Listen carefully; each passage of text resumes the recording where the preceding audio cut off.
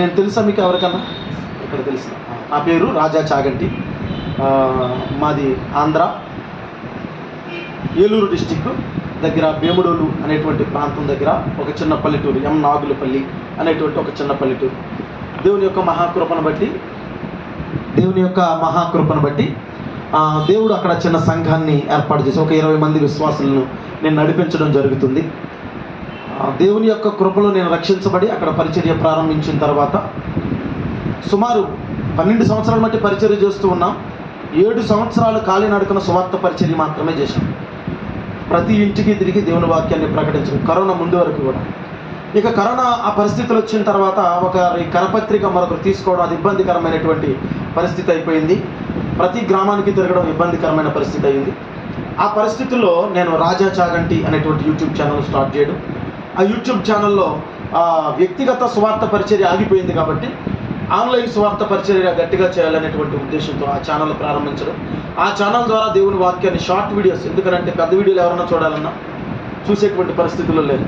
ప్రతి ఒక్కరు కూడా సూక్ష్మంలో మోక్షాన్ని ఎత్తుకుంటూ ఉంటారు. తక్కువ టైంలో ఇంకా ఏదైనా నేను ఎక్కువ నేర్చుకోవడానికి అవకాశం ఉంటుందా, తక్కువ టైంలో ఈ మాట వింటే చాలు కదా అనేటువంటి ఉద్దేశానికి దాన్ని నేను తెలుసుకున్నాను. అట్లా తెలుసుకుని ఏదేమైనప్పటికీ కూడా షార్ట్ వీడియో స్టార్ట్ చేద్దామని షార్ట్ వీడియో స్టార్ట్ చేశాం. దేవుని మహాకృపను బట్టి వీటి 2 ఇయర్స్లో 1,50,000 సబ్స్క్రైబర్స్ వచ్చారు. మంచిగా సక్సెస్ అయింది. దేవుడు మంచిగా బలపరిచాడు. అలాగా నేను సుమారు 2 సంవత్సరాలు రోజుకి ఒక వీడియో చేయడానికి 2 గంటలు కష్టపడేవాడిని. రోజుకి 7 నుంచి 10 వీడియోలు చేసేవాడిని నేను. అట్లాగా 2 సంవత్సరాలు చేశాం. 2 సంవత్సరాలు చేస్తూ ఉన్నాం. సైన్స్ వచ్చేసింది. ఇదంతా నొప్పి, ఫోన్ చూస్తూ ఉంటే తల వంచితే తలకాయ విపరీతంగా పోటు. ఇటువంటి పరిస్థితుల్లో నేను కష్టపడడం అయితే ఆపలేదు. కానీ నా వీడియోలు ఎప్పటి నుంచో ఒక వ్యక్తి పరిచయం చూస్తూ ఉన్నారు. ఆ వ్యక్తి పేరు ఏంటంటే జాయచరణమ్మ గారు. ఒక 6 నెలల నుంచి వీడియోస్ చూస్తున్నారు. ఎవరు చాగంటి, రాజా చాగంటి అని. ఒకసారి నాకు ఫోన్ చేయడం జరిగింది.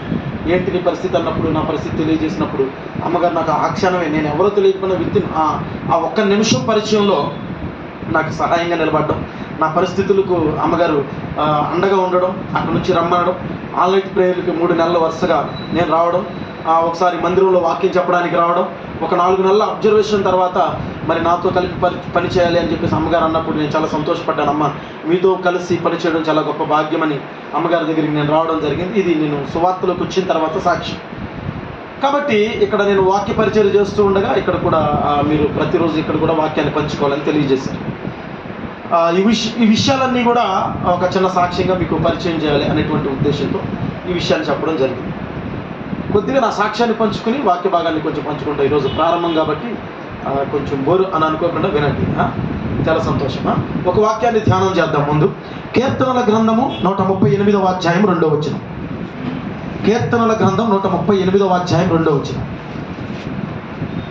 నీ పరిశుద్ధ ఆలయము తట్టు నేను నమస్కారం చేయుచున్నాను. నీ నామం అంతటి కంటే నీవిచ్చిన వాక్యమును నీవు గొప్ప చేసి ఉన్నావు. చాలు. ఇక్కడ వాక్యాన్ని మనం గమనించినట్లయితే ఇక్కడ యావత్ సృష్టిలోనూ గొప్పవి అనేటువంటి విషయాలు 3 ఉన్నాయి. ఒకటి ప్రారంభంగా చెప్పాలి అని అంటే ప్రార్థన. ఏంటి చెప్పండి? ప్రార్థన కాదు, నేను అంటాను వాక్యము అని. ఏంటి చెప్పండి ఒకసారి?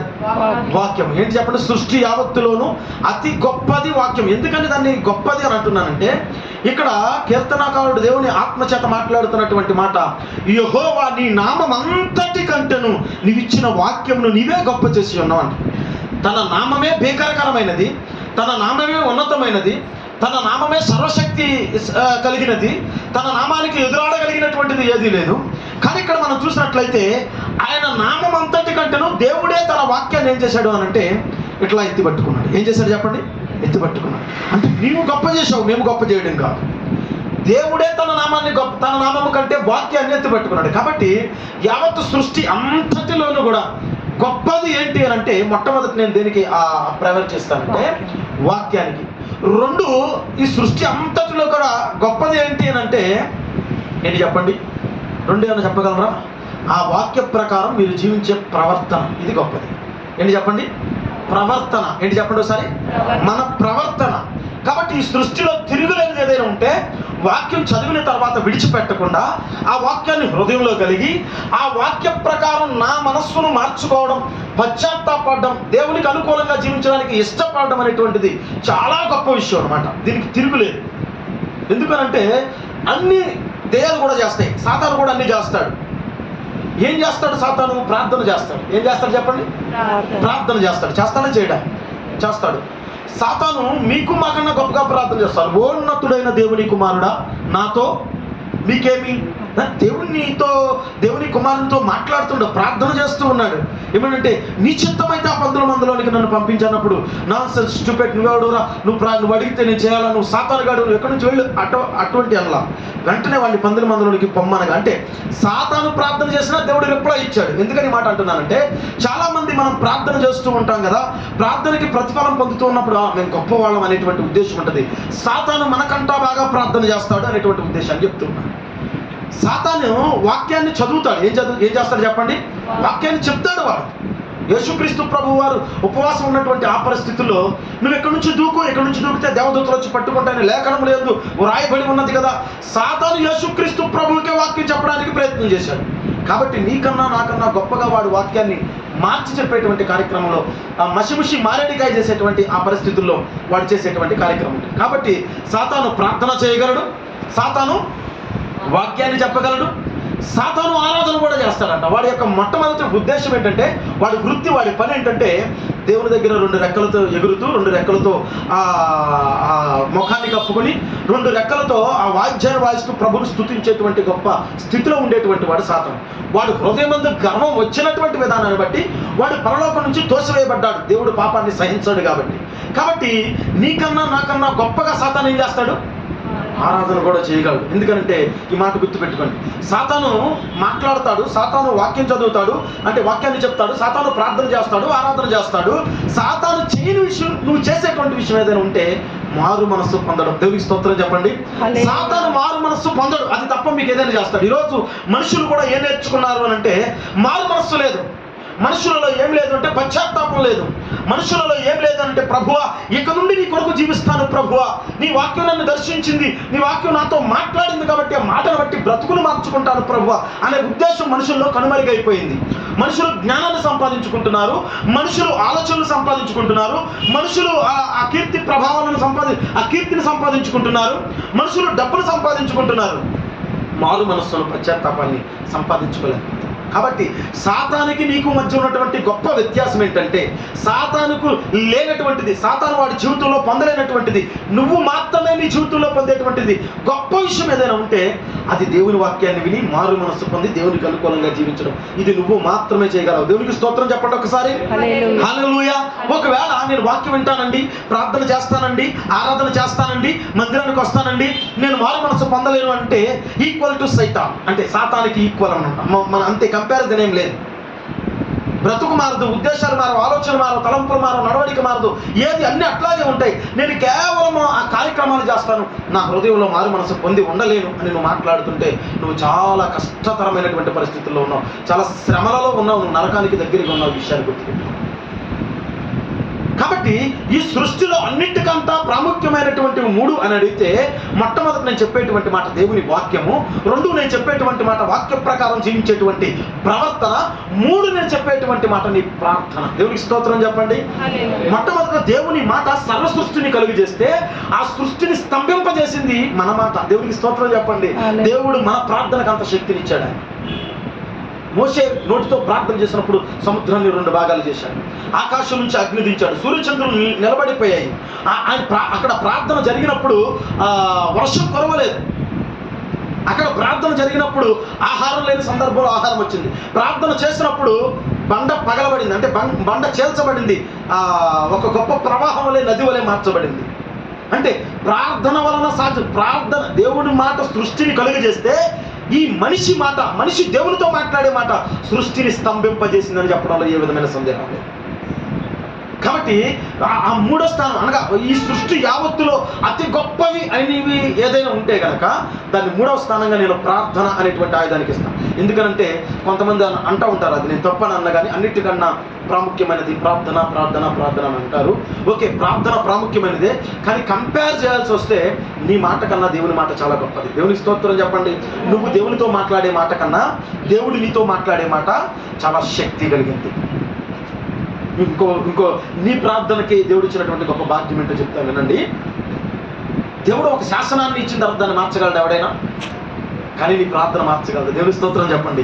హిజ్కియాతో అన్నాడు, నువ్వు చస్తావురా అన్నాడు. వెంటనే వెళ్ళిపోయాడు, తలుపులేసుకున్నాడు, గదిలోనికి వెళ్ళిపోయాడు, గోడముఖం తట్టు తిప్పాడు, ప్రార్థన చేశాడు, నువ్వు చావురా బ్రతుకుతావు అని అన్నాడు. అంటే దేవుని నిర్ణయాన్ని మార్చగలిగింది మనిషి ప్రార్థన, మనిషి మాట. కాబట్టి ఇక్కడ చాలా జాగ్రత్తగా మనం గమనించాలి. ఈ సృష్టి యావత్తులోనూ అతి ప్రాముఖ్యమైనవి ఇవి. మరి బైబిల్ గ్రంథంలో అతి ప్రాముఖ్యమైనవి ఇంకా 3 ఉన్నాయి.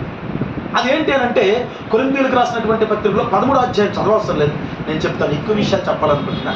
ఓకే, 13వ అధ్యాయం లాస్ట్లో చూస్తే 3 నిలుస్తాయట: ప్రేమ, విశ్వాసము, నిరీక్షణ అనేది. అంటే బైబిల్ గ్రంథం అంతటిలోనూ అతి శ్రేష్టమైనది ప్రేమ. మొట్టమొదటి చెప్పాలి అని అంటే అవునంటారా కాదంటారా? ఇది వాక్యం తెలియజేస్తుంది.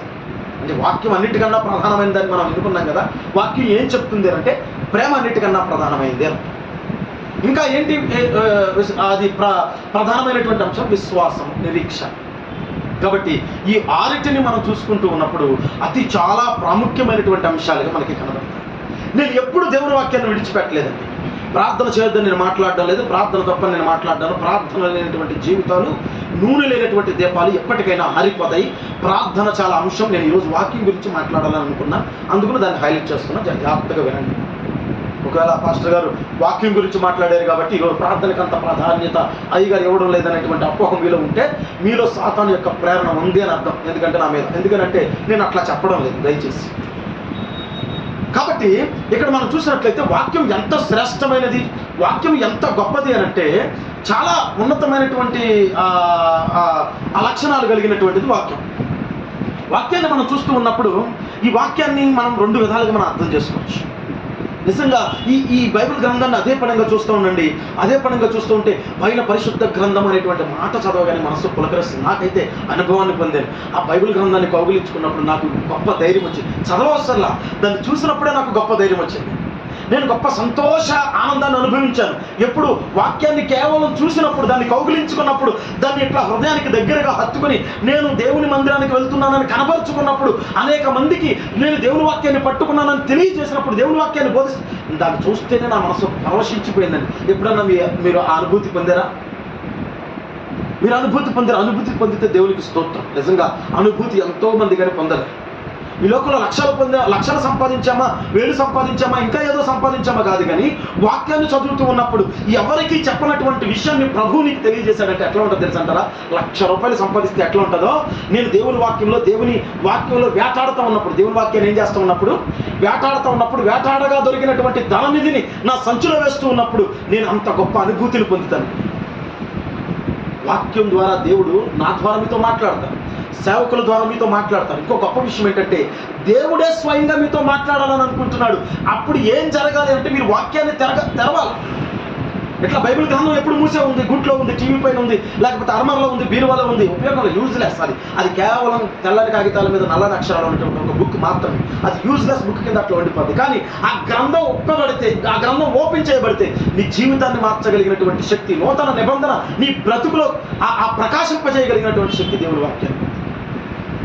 అందుకని బైబిల్ గ్రంథంలో మనం చూస్తూ ఉన్నప్పుడు ఒకే ఒక్క బైబిల్ 2 నిబంధనలు కనబడతాయి. త్రియేక దేవుడు 3 విషయాల్లో, 4 సువార్తలు అనగా చతుర్సువార్తల్లో అద్భుతమైనటువంటి విధంగా పంచకాండాలను పట్టుకుని అసలు ఎంత గొప్ప విషయాలు మనకు అర్థమవుతాయంటే చాలా గొప్ప విషయాలు. అక్కడ 66 పుస్తకాలు, 1029 పేజీలు, 1189 అధ్యాయాలు బైబిల్ గ్రంథం.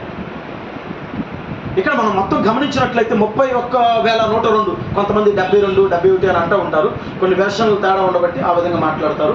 తెలుగు బైబిల్ అయితే 31,102 వచనాలు.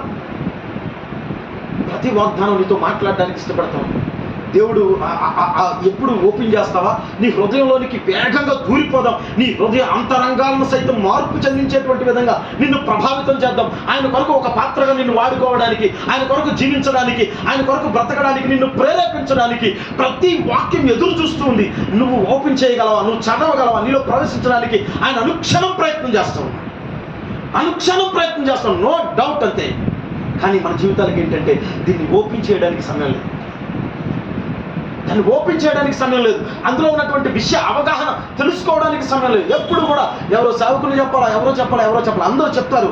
అందరి ద్వారా వినడం వల్ల వాక్యం నీకు విశ్వాసం కలుగుతుంది. విశ్వాసం కలిగిన తర్వాత ఏం జరగాలి అంటే నీతో దేవుడు మాట్లాడాలి, స్వయంగా మాట్లాడాలని అనుకుంటున్నాడు. ఒకసారి అవకాశం ఇవ్వచ్చు కదా, అవకాశం ఇవ్వండి. ఒకసారి మీరు సేవకుల దగ్గర వింటున్నారు, ఒకసారి మీ కుటుంబంలో ప్రతిరోజు దేవుని వాక్యాన్ని చదవడానికి పురికొల్పుకోండి. అందుకని ఆయన మాట్లాడుతున్నాడు, ధర్మశాస్త్ర ఉపదేశకులతో, సద్దుకయులతో, పరిచయులతో, శాస్త్రులతో, ఉన్నతమైనటువంటి యాజకత్వం చేసేటువంటి ఆ స్థితిగతులతో ఉన్నటువంటి వారందరితో మాట్లాడుతున్నారు. ధర్మశాస్త్ర గ్రంథం ఉంది, ఈ విషయంలో మీరు చదవలేదా అని. ఏంటంట ఈ విషయం అనేక సందర్భాలుగా మత్తయి సువార్తలోనే 13 సార్లు 12 సార్లు కనబడాలి. మీరు ధర్మశాస్త్ర గ్రంథం ముందు చదవలేదా, ధర్మశాస్త్ర గ్రంథం ముందు మీరు చదవలేదా, ఇది మీకు తెలియదా? ఒకవేళ చదివితే తెలిసేది కదరా అని అర్థం. దేవుని స్తోత్రం చెప్పండి. నువ్వు చదవకుండా ఎప్పుడు వాడు చెప్తే విని వీడు చెప్తే వినడం మంచిదే కాదు అనరా. నువ్వు చదివితే తెలిసేది కదా, నువ్వు చదివితే దేవుడు నీతో మాట్లాడేవాడు కదా, నిజమంటే ఏంటో తెలిసేది కదా, అపోహలు నీ హృదయంలోంచి తప్పిపోయాయి కదా, నిజమైన జీవపు వాక్యపు వెలుగు నీలో ప్రకాశించేది కదా. ఈరోజు చదివే వాళ్ళు ఎవరు ఉన్నారండి? దేవుని వాక్యానికి సమయం ఇచ్చి, దేవుని యొక్క పరిస్థితి ఇచ్చి, ఉదయం నుంచి సాయంత్రం వరకు ఆలోచించండి. ఫేస్ వాష్ చేసుకుని శుభ్రంగా రెడీ అయ్యి కూర్చొని మనం రెడీ అవ్వడానికి ఎక్కడికన్నా ఒక ఊరు వెళ్ళడానికి, లేకపోతే ఎంత టైం పెడతాం, ఒక టైం అక్కడ పెట్టండి. ఒకసారి మీరు రెడీ అయ్యే టైం, లేకపోతే మీరు వేస్ట్ చేసే టైం, మీరు నిద్రపోయేటువంటి టైం సపరేట్ చేయండి. ఒకసారి ఇంత సమయంలో ఒక గంట నేను దేవుని వాక్యానికి ఇవ్వలేకపోతున్నాను. ఎంత దారుణమైన విషయం ఇది, ఎంతో దారుణమైన విషయం. దానికి గల కారణం ఏంటంటే నేను అంటాను, మీకు నిజమైనటువంటి హృదయ పశ్చాత్తాపం లేదు. నేను పాపం చేశాను అనేటువంటి పశ్చాత్తాపం లేదు. వాక్యం నాతో మాట్లాడుతుంది, నేను దీన్ని విడిచిపెట్టాలి అనేటువంటి పశ్చాత్తాపం లేదు.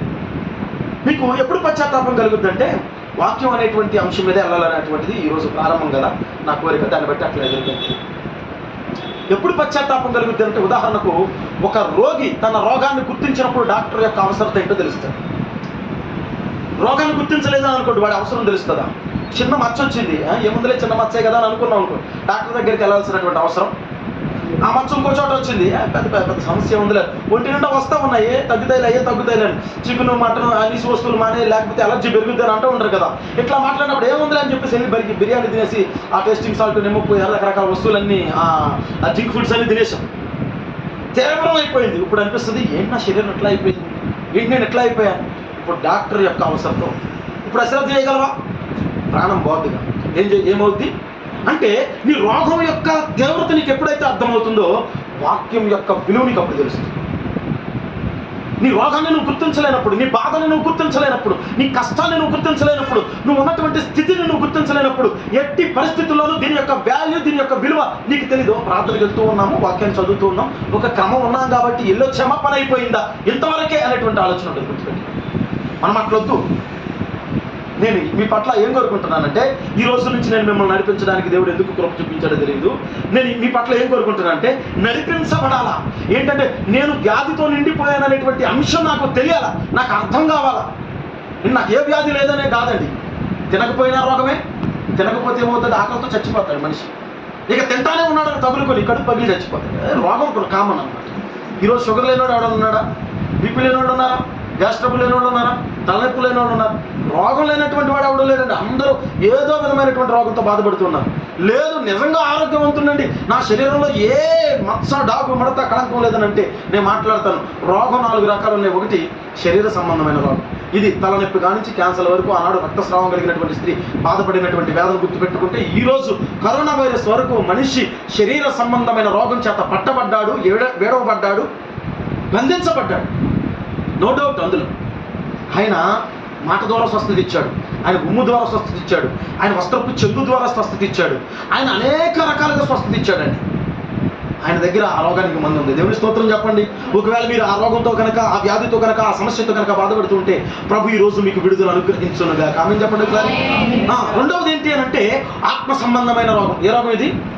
వాక్యం లేకపోతే ఆత్మ బలహీనమైపోద్దండి.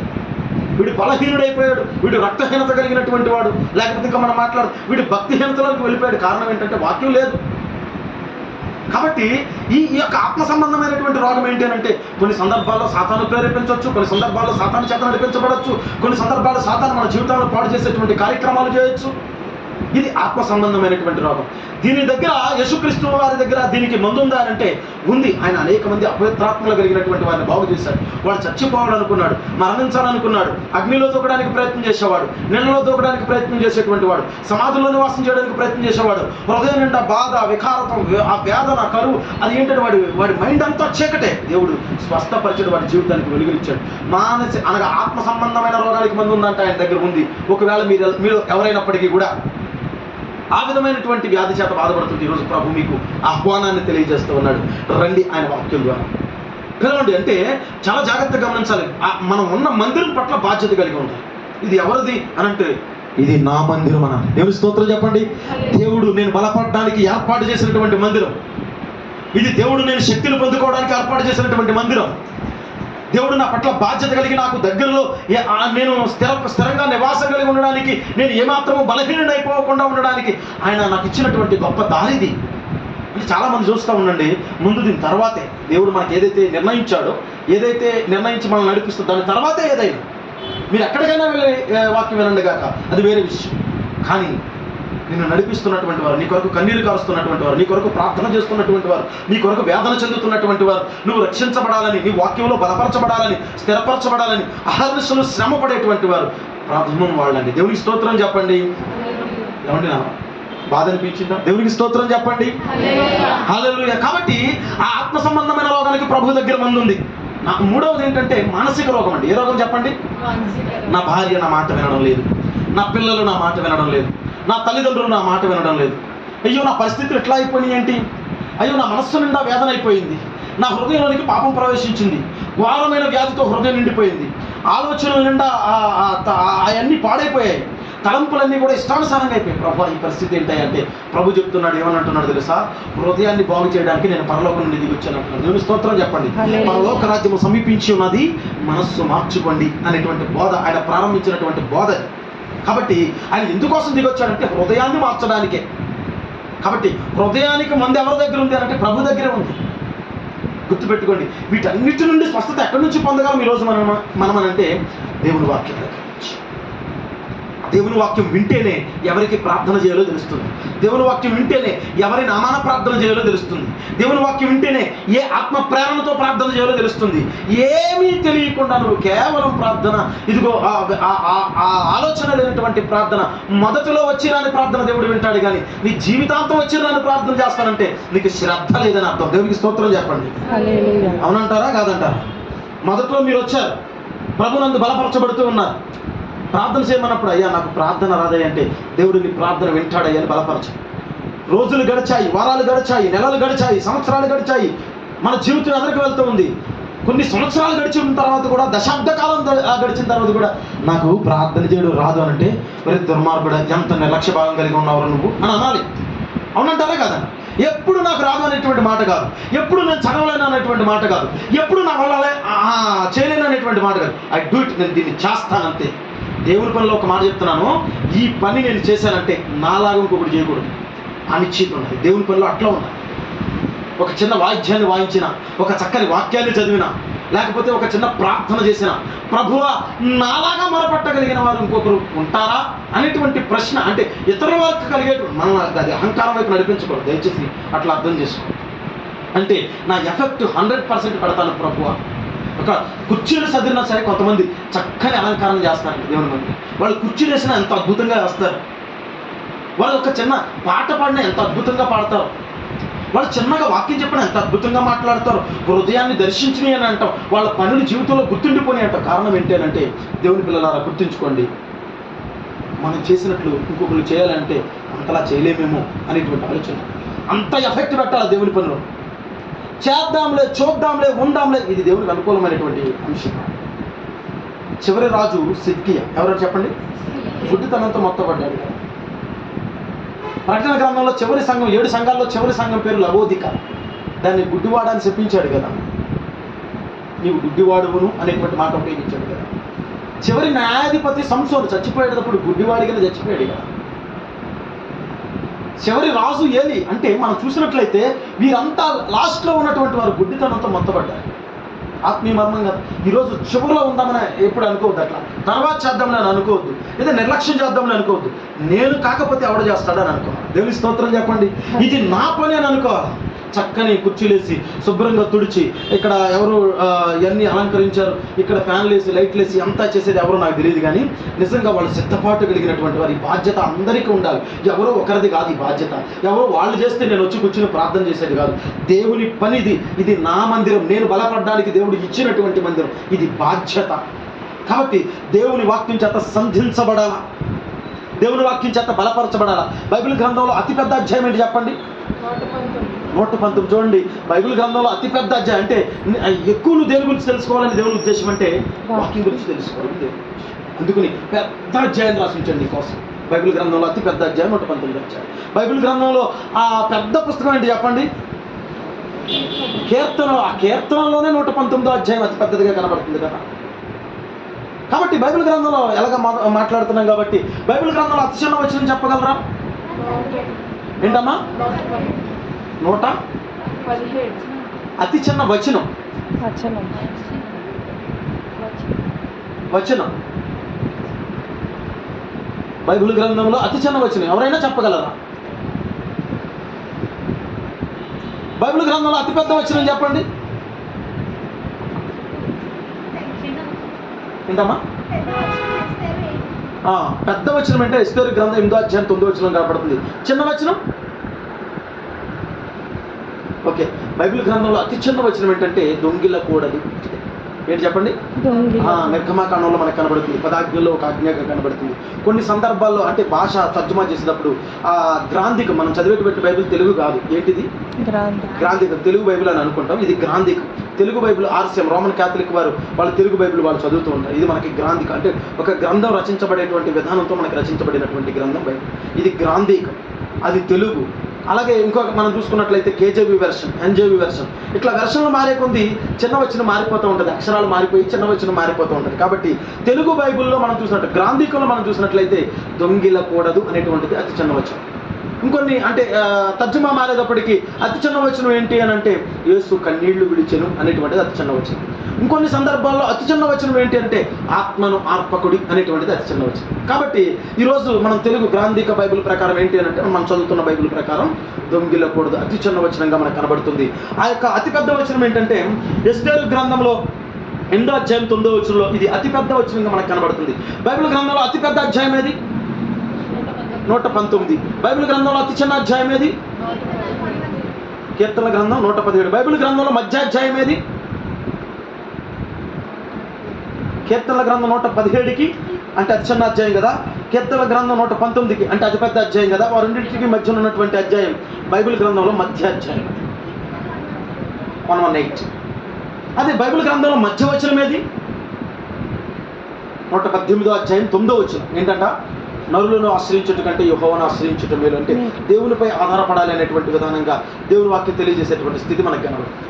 బైబిల్ గ్రంథాన్ని అంగీకరించినటువంటి వారి విషయాన్ని మనం జ్ఞాపకం తెచ్చుకున్నట్లయితే 100కి 95% మంది, 90% మందికి పైగా ఉన్నటువంటి శాస్త్రవేత్తలు బైబిల్ గ్రంథం దైవ ప్రేరేపితమని, దైవ గ్రంథమని దాన్ని రుజువు చేశారు. అంటే దాన్ని ఒప్పుకున్నారు. కాబట్టి ఇది శాస్త్ర సమ్మతమైనటువంటి గ్రంథం. ఏంటి చెప్పండి? బైబిల్ గ్రంథం ఏంటి చెప్పండి? శాస్త్ర సమ్మతమైనటువంటి గ్రంథం. బైబిల్ గ్రంథంలో చూడండి, మీరు ఎప్పుడైనా గమనించారా? యెషయా గ్రంథం 37వ అధ్యాయం, 2వ రాజుల గ్రంథం 19వ అధ్యాయం ఒకేలా ఉంటాయి. 2 అధ్యాయాలు సేమ్ టు సేమ్ ఒకేలాగా ఉంటాయి. మరలా చెప్తున్నాను, 2వ రాజుల గ్రంథం 19వ అధ్యాయం, యెషయా గ్రంథం 37వ అధ్యాయం ఒకేలాగా ఉంటాయి. 40 మంది ప్రవక్తలు, సుమారు 40 మంది ప్రవక్తలు. ఒకళ్ళు తగ్గొచ్చు, ఒకళ్ళు పెరగచ్చు. ఎందుకంటే కొంతమంది హెబ్రీయులకు రాసినటువంటి పత్రిక పౌలు రాయలేదని అంటాడు, కొంతమంది పౌలు రాశారు అని అంటారు. ఇట్లా కొన్ని భిన్నాభిప్రాయాలను బట్టి ఒకళ్ళు తగ్గొచ్చు, ఒకళ్ళు పెరగచ్చు. 40 మంది ప్రవక్తలు, 1600 సంవత్సరాలు. ఇది ఒక 100 సంవత్సరాలు అటు కావచ్చు, ఇటు కావచ్చు. కొంతమంది 1400 సంవత్సరాలు అంటారు, కొంతమంది 1600 సంవత్సరాలు. ఏదైనప్పటికీ కూడా 40 మంది ప్రవక్తలు, 1600 సంవత్సరాలు దేవుని ఆత్మ ప్రేరణ చేత రాయబడినటువంటి గ్రంథం బైబిల్ గ్రంథం. ఇందులో రాజులు ఉన్నారు, ఇందులో యాజకులు ఉన్నారు, ఇందులో ప్రవక్తలు ఉన్నారు, ఇందులో గొర్రెల కాపరులు ఉన్నారు, ఇందులో కూలి పని చేసుకునేటువంటి వారు, అనగా ఎప్పటికప్పుడు మేడు పండ్లు అమ్ముకునేటువంటి ఆమోసు ఆ పరిస్థితి కలిగినటువంటి వాళ్ళు ఉన్నారు. ఇంకా మనం చూసినట్లయితే చక్రవర్తులు ఉన్నారు, జాలరులు ఉన్నారు, ఇన్కమ్ ట్యాక్స్ ఆఫీసర్స్ ఉన్నారు, రాజకీయాల్లో తిరిగేటువంటి వారు ఉన్నారు. అనేక మంది వీళ్ళు ఉన్నవాళ్ళు, వీళ్ళు లేని వాళ్ళు అనేటువంటి మాట కాదు. దేవుడు అందరినీ ఏర్పాటు చేశాడు. దేవుని స్తోత్రం చెప్పండి. హల్లెలూయా, హల్లెలూయా. బైబిల్ గ్రంథంలో మధ్య పుస్తకాలు ఏం చెప్పండి? బైబిల్ గ్రంథంలో మధ్య పుస్తకాలు మీకా గ్రంథము, నహూము గ్రంథం, ఈ రెండు బైబిల్ గ్రంథంలో ఏ పుస్తకాలు అంటే మధ్య పుస్తకాలుగా పిలువబడ్డాయి. బైబిల్ గ్రంథంలో అతిపెద్ద పేరు ఎక్కడ కనపడుతుందనంటే యెషయా గ్రంథం 8వ అధ్యాయం 1వ వచనంలో కనపడుతుంది. బైబిల్ గ్రంథంలో అతి చిన్న పేరు చెప్పగలరా? ఇర్మియా గ్రంథం 46వ అధ్యాయం 5వ వచనంలో ఆ పేరు నో. ఏంటి చెప్పండి? నో అనే, అంతే, దాని శబ్దం అంతవరకే. అది బైబిల్ గ్రంథంలో అతి చిన్న పేరు కింద కనబడుతుంది. కానీ బైబిల్ గ్రంథంలో చాలా ఉన్నాయండి. బైబిల్ దాన్ని అర్థం చేసుకోవాలంటే చిన్నగా ఈరోజు నాకు టైం ఉంది ఇంకా ఓకే. బైబిల్ గ్రంథాన్ని అర్థం చేసుకోవాలంటే ఈరోజు మీకు కొన్ని విషయాలు చెప్పి బైబిల్ని ఎట్లా అర్థం చేసుకోవచ్చో చెప్తాను.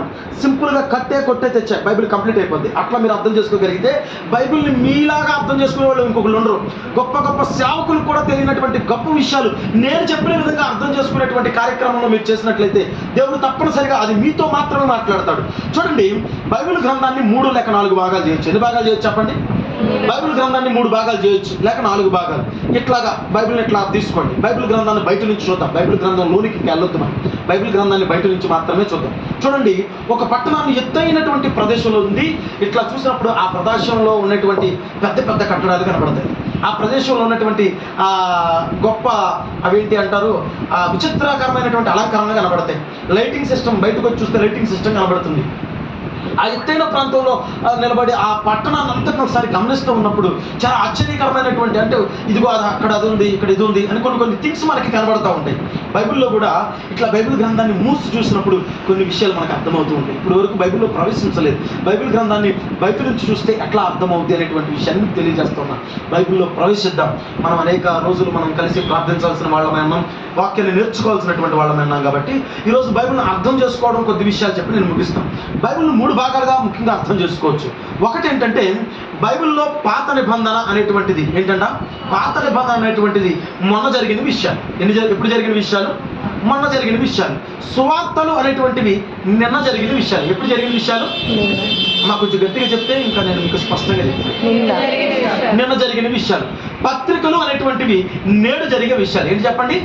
నేడు జరిగేటువంటి విషయాలు. ప్రకటన అనేటువంటిది రేపు జరిగేటువంటి విషయం. Bible complete. నిన్న, మొన్న, నిన్న, నేడు, రేపు, ఈ థింగ్సే బైబిల్లో ఉన్నాయి. బైబిల్లో ఉన్నటువంటి విషయాలు ఏంటంటే వర్తమాన భూత భవిష్యత్ కాలాలకు సంబంధించిన సమాచారం మనకు బైబిల్లో దొరుకుతుంది. యోధా పత్రికలో ఆ మాటను మనం చూడొచ్చు.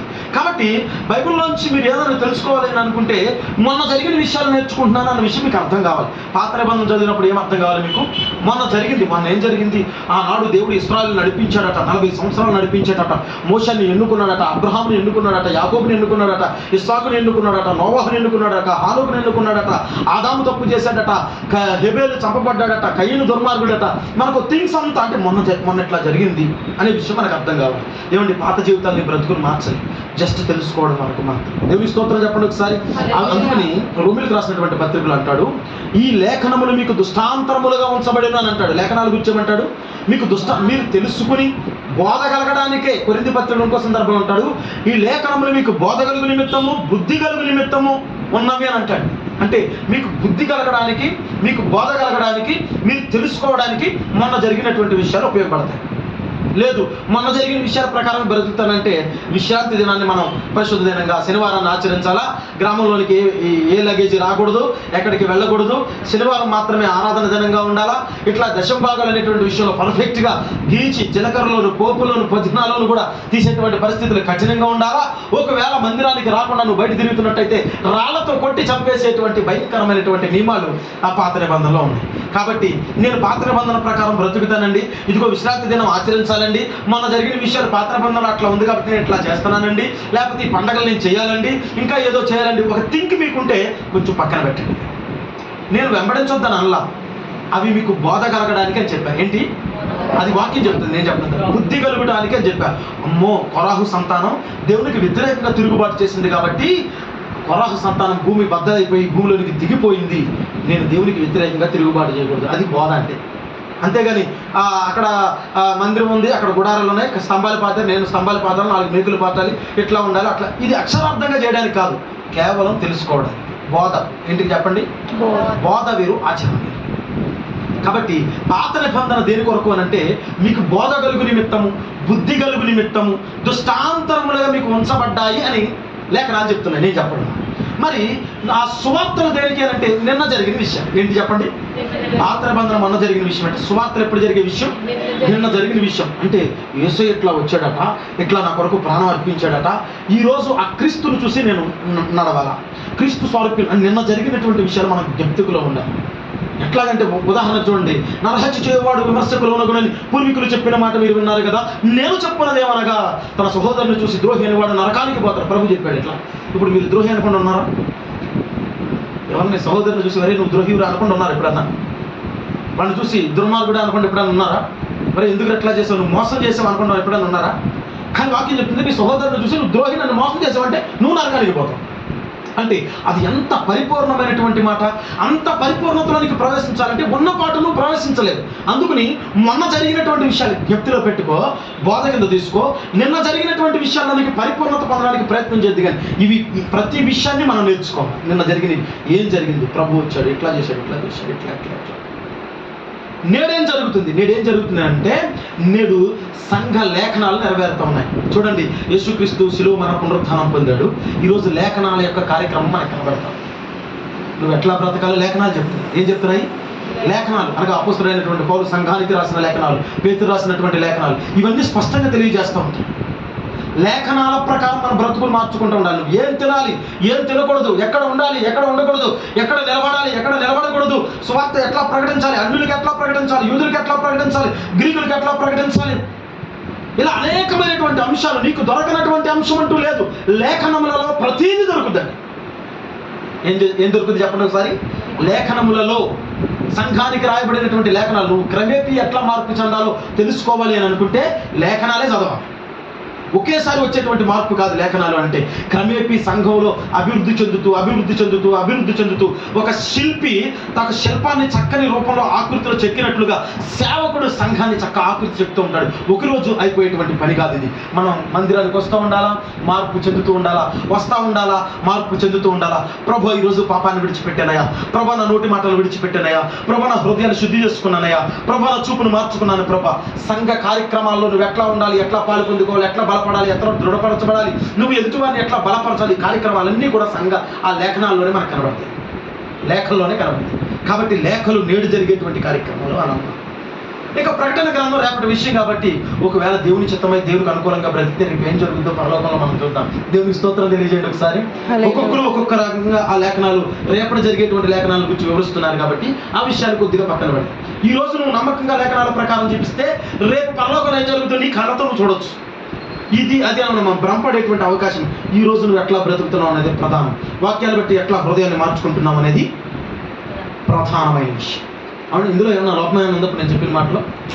ఏమన్నా మీకు ఏం తెలియకపోయినా సరే డ్యామ్ షూర్గా దీనికి సమాధానం చెప్పగలను. నేను BTH bachelor of theology complete అయింది. ఇప్పుడు ఎంటీహెచ్ నాది కంప్లీట్ అయింది. మాస్టర్ ఆఫ్ థియాలజీ కంప్లీట్ చేశాను.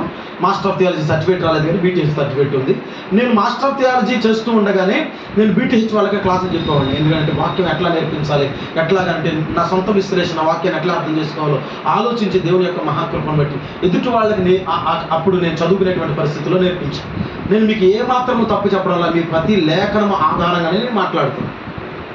కాబట్టి పాత నిబంధన ఏం చెప్తుంది అంటే యేసయ్య వస్తాడు అని చెప్తున్నాయి. ఏం చెప్తున్నాయి చెప్పండి? ఇంకొక విధంగా అర్థం చేసుకోవడం బైబిల్ని. పాత నిబంధన యేసయ్య వస్తాడని చెప్తున్నాయి. 3500 సంవత్సరాలు యూదులు ఎప్పుడు ఎదురు చూశారు.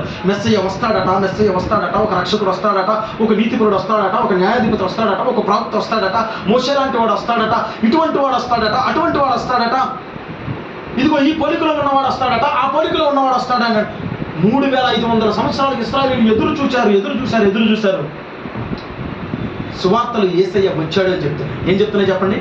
అదే 3500 సంవత్సరాలు మీరు ఎదురు చూస్తున్న మెస్సయ్య ఇతనే వచ్చిన వాడు ఇతనే అనేటువంటి విషయాన్ని సువార్తలు చూపిస్తూ ఉన్నాయి. కాబట్టి పాత నిబంధన అంతా యేసయ్య వస్తాడు అని చెప్తే సువార్తలు యేసయ్య వచ్చాడు అని చెప్తున్నాయి. పత్రికలు ఏం చెప్తున్నాయంటే యేసయ్య మళ్ళీ వస్తాడు జాగ్రత్త అని చెప్తున్నాయి. దేవుని స్తోత్రం చెప్పండి. ఈరోజు నీ ప్రవర్తన మార్చుకోకపోతే, నీ బుద్ధిని మార్చుకోకపోతే, నీ ఆలోచన విధానాన్ని మార్చుకోకపోతే, నీ బుద్ధిని మార్చుకుని దేవునికి అనుకూలంగా జీవించకపోతే జాగ్రత్త ప్రేస్ సంఘమా, ఆయన రానై ఉన్నాడు. నీ యొక్క సిద్ధపాటు లేనటువంటి విధానాన్ని చూసి నిన్ను విడిచిపెట్టాల్సినటువంటి పరిస్థితి వస్తే అన్యుడు నరకంలో ప్రవేశించడం అది సామాన్యమైన విషయం. ప్రార్థన చేసి వాక్యాన్ని చదివి ఆరాధన చేసి దేవుని మందిరంలో ఏకీవించి సేవకుల కొరకు ఎదురు చూసి ఎంత నేర్చుకుని నువ్వు నరకానికి పోతే నీకు నాకన్నా దౌర్భాగ్యుడు ఎవడు ఉంటాడు? అవునంటారా కాదంటారా? అందుకని సంఘం దేని కొరకు ఎదురు చూడాలి అని అంటే యేసయ్య వస్తాడని ఎదురు చూడాలి. దేవుని స్తోత్రం చెప్పండి ఒకసారి. పాత నిబంధన అంతా యేసయ్య వస్తాడని చెప్తే, సువార్తలు యేసయ్య వచ్చాడని చెప్తే, పత్రికలు ఏం చెప్తున్నాయంటే, పత్రికలు ఆ ప్రకటన గ్రంథం ఏం చెప్తుందంటే యేసయ్య మళ్ళీ వస్తాడు, జాగ్రత్త, సిద్ధపడు, బుద్ధి మార్చుకో అని చెప్తున్నాయి. పాత నిబంధన అంతా మనం చూసినట్లయితే యెహోవా ఇశ్రాయేలీ, ఇది మరొక కోణం. యెహోవా ఇశ్రాయేల్ అదే కనబడదు. తండ్రి అయినటువంటి దేవుడు ముద్దులు పెట్టుకున్నా ఇశ్రాయేలునే పెట్టుకున్నాడు, గుద్దులు గుద్దినా ఇశ్రాయేలునే గుద్దాడు. అంటే పాత నిబంధన ఎక్కడ చూడండి మీకు అవే కాపాడతాయి. దేవుడు ఇశ్రాయేలు రక్షించాడు, ఇశ్రాయేలు కాపాడాడు, ఇశ్రాయేలు శిక్షించాడు, అట్లా చేశాడు, ఇట్లా చేశాడు. ఇశ్రాయేలీలు దేవుడైన యెహోవా, జన్మ కలిగిన యెహోవా, సైన్యములకు అధిపతి. ఇదే మాటలు మనకి రిపీట్ అవుతూ ఉంటాయి. కానీ సువార్తలు, నిన్న జరిగిన సువార్తల్లోనికి వచ్చే సమయానికి యేసుక్రీస్తు లోకం, దేవుడు లోకంలో ఎంతో ప్రేమించను, అక్కడ లోకం విషయమైనటువంటి ప్రస్తావన రావడం జరిగింది. యేసుక్రీస్తు యొక్క శిలువ మరణ పునరుత్థానం అనే బలియాగం కేవలం ఇశ్రాయేలీయులు కాదు, సమస్త లోకానికి అనేటువంటి విషయం మనం అక్కడ అర్థం చేసుకోవాలి. కాబట్టి పాత నిబంధన ఏం తెలియజేస్తుంది? యెహోవా, ఇశ్రాయేలీయులు. సువార్తలు ఏం తెలియజేస్తుంది? యేసుక్రీస్తు, లోకము. పత్రికలు ఏం తెలియజేస్తుంది? పరిశుద్ధాత్ముడు, సంఘము. దేవునికి స్తోత్రం చెప్పండి.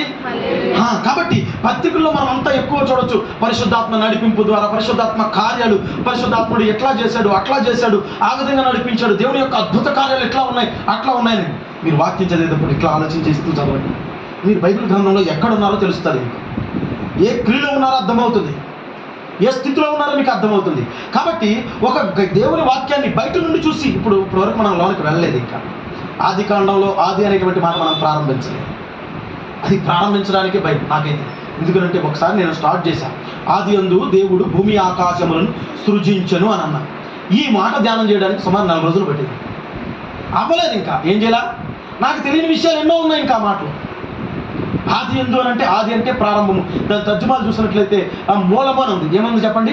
మూలమందు దేవుడు భూమి ఆకాశం. మూలం ఏంటి అంటే ఎక్కడో ప్రారంభం, చెట్టు చివర. అది పాయింట్ ఆఫ్, అంటే ఆది అంటే ప్రారంభం, ఆది అంటే ఒకటేనా? ఆదివారం అని అంటే 1వ రోజు, సోమవారం అంటే 2వ రోజు. ఇట్లా మనకు ఆది అని అంటే 1 అని అనుకుంటే ఆదికి ముందు ఏది ఉండాలి? 1కి ముందు ఏముండాలండి? Very good, 0. ఎవరు చెప్పారు? 0 ఉండాలి. మరి శూన్యకాలం ఏమైపోయింది?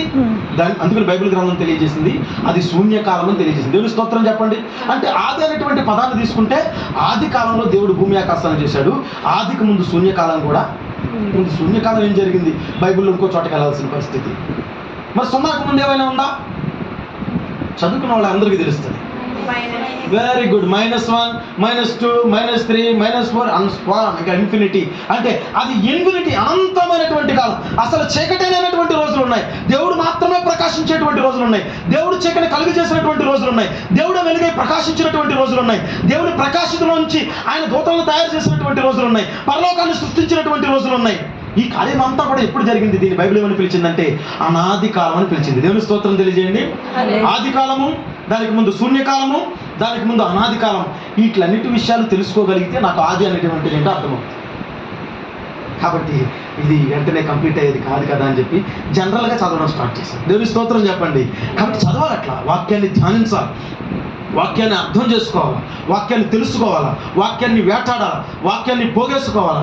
దేవుడు నీతో మాట్లాడాలనుకుంటున్నాడు. ఎవ్వడికి చెప్పనటువంటి గొప్ప విషయాలు నీతో మాత్రమే సంభాషించాలనుకుంటున్నాడు ఆయన. నువ్వు నాకు మొరపెట్టుము, చెప్పసఖ్యము కాని గూఢార్థమైన విషయాలు. చూడండి, ఎంతమంది మాట్లాడినా ఒకడు వాక్యాన్ని మాట్లాడుతూ ఇది కొత్త విషయం కదా అని అనిపిస్తుంది మీకు. నేను అనుభవంలో ప్రయాణం చేశాను నేను. కాబట్టి దేవుడు మీతోనే మాట్లాడాలనుకుంటాడు. గొప్ప గొప్ప సేవకులకి చెప్పనటువంటి విషయాన్ని అల్పులుగా, అభాగ్యులుగా, నేను ఏ పాటి వాడిని ప్రభువా, నేను ఎన్నిక లేని వాడిని ప్రభువా, ఈ రోజే వాక్యాన్ని తీశానని బైబిల్లో మొట్టమొదటి పేజీ చూసి ఓపెన్ చేస్తుంటే దేవుడే నీతో మాట్లాడతాడు. ఎవరికి అది తెలియదు. మళ్ళీ జనరల్గా చదువుకు రావడం కాదు, ఆయన ఆత్మను తెలుసుకోవడానికి సహాయం చేయండి.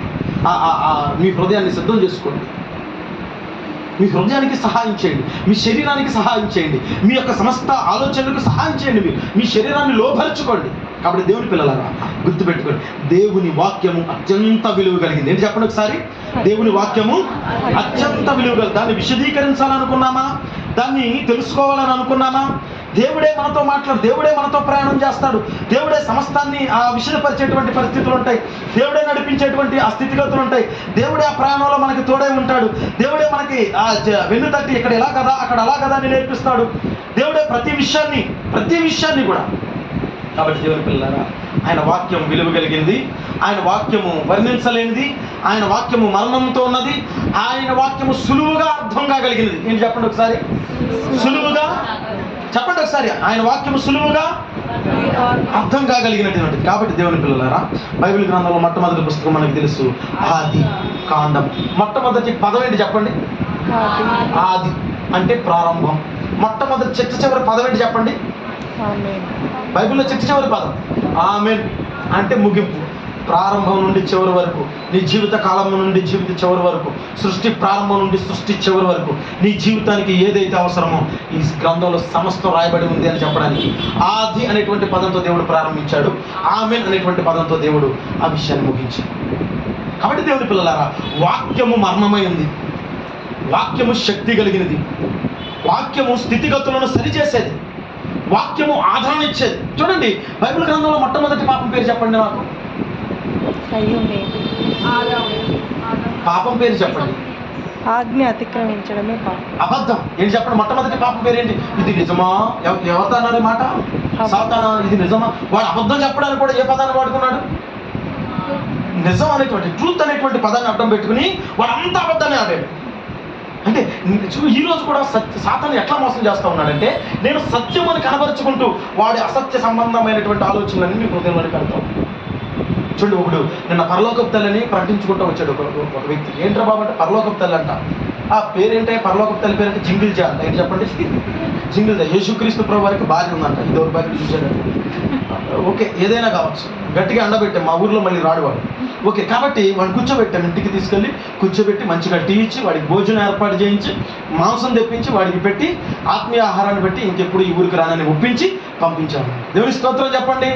హల్లెలూయా. కాబట్టి ఏంటి అని అంటే, మనకి సత్యం కనబరుస్తున్నట్లుగా చూపించి అసత్యాన్ని ఇంజెక్ట్ చేసేటువంటి ఆ పరిస్థితులు అనేక మంది దగ్గర మనం చూస్తున్నాం.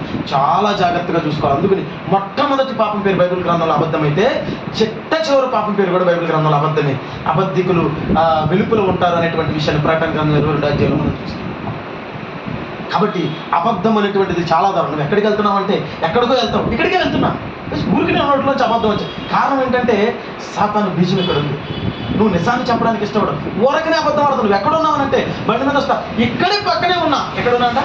ఇక్కడే పక్కన ఉన్నా. అమ్మ ఫోన్ చేస్తుంది, ఆ బేట ఎక్కడున్నావు అని అంటే, ఇదిగో నేను ఇక్కడే పక్కన రూమ్లో ఉన్నా, అది కాలేజీ కాడ చదువుకుంటున్నా, లేకపోతే ట్యూషన్కి వెళ్ళాను. రే ఎక్కడున్నావురా నువ్వు అని అంటే, నేను ప్రార్థన చేసుకున్నాను. అన్ని అబద్ధాలు. మనిషిని సాతాను ఎట్లా మోసం చేస్తుందంటే అబద్ధాలతో కడద్దంట వాడి జీవితాన్ని. ఎట్లా కడద్ది?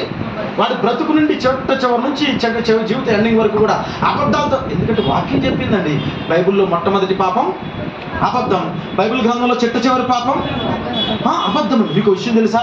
బైబిల్ గ్రంథంలో పాత నిబంధన కొత్త నిబంధన వేరు చేస్తూ ఒక తెల్లని పేజీ కనపడుద్ది. ఏ పేజీ కనపడుద్ది? దేవుడు ఆ తెల్లని పేజీ కూడా అర్థం ఉంచాడండి. దేవుని స్తోత్రం చెప్పండి. 400 సంవత్సరాలు దేవుడు మనుషులతో మాట్లాడడం మానేశాడు, అందుకని తెల్లని పేజీ ఉంచాడు. దేవుని స్తోత్రం చెప్పండి. కాబట్టి దేవుని పిల్లలారా, ఇది ఊరికినే బైబిల్ అట్లా రాసేశారులే, ఊరికినే ఖాళీ అట్లా వచ్చిందిలే అంటే, ఒక తెల్లని పేజీ రావడానికి కూడా ఒక చక్కని అర్థం. మీ జీవితాల్లో తెల్లని పేజీలు చాలా ఉన్నాయి. వాటిని నింపండి, దేవుని చేవ్రాతతో, దేవుని వాక్యం చేత నింపండి. మీ జీవితంలో తెల్లని పేజీ వద్దు. ప్రభు మాట్లాడినటువంటి రోజొద్దు, ప్రభు దర్శించినటువంటి రోజొద్దు, ప్రభువుకి ప్రార్థించినటువంటి స్థితి వద్దు. కాబట్టి బైబిల్ గ్రంథంలో ఒక తెల్లని పేజీ ఉంది అని అంటే దానికి కూడా దేవుడు గొప్ప అర్థాన్ని ఉంచాడంటే, దానికి ప్రారంభ పదానికి ఒక అర్థం ఉంది, చిట్ట చివరి పదానికి ఒక అర్థం ఉంది, వాడు చేసిన మొదటి పాపానికి ఒక అర్థం ఉంది, బైబిల్ గ్రంథంలో చిట్ట చివరి ఆ పాపానికి ఒక అర్థం ఉంది అని అంటే, నిజంగా అసలు దేవుని వాక్యం ఎంత శక్తి కలిగినటువంటిది.